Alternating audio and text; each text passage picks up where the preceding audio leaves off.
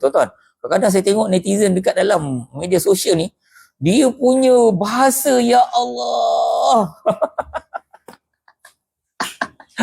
Ya Allah, dia punya bahasa tuan-tuan. Kalau saya lah kena macam tu tuan-tuan, saya ingat memang menangis kat bucu katil lah saya.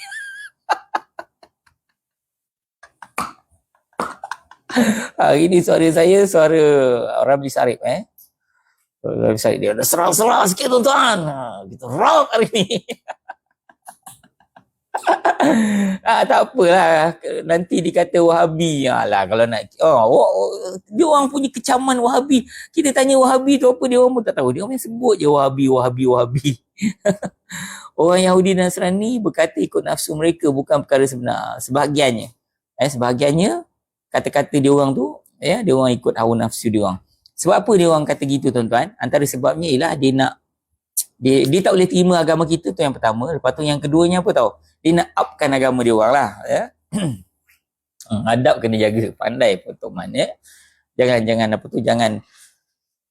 Jangan katakan sesuatu yang boleh kita panggil menyakitkan hati orang. Ya Ustaz, ada satu posting seorang wanita memarahi dan memaki wanita lain yang bawa anak lakinya solat di masjid ni. Itulah Boleh, bukan tak boleh, tapi cakap lain elok. Sebabnya tuan-tuan ada satu benda. Saya nak cakap satu benda. Benda ni penting untuk saya sendiri dan untuk tuan-tuan.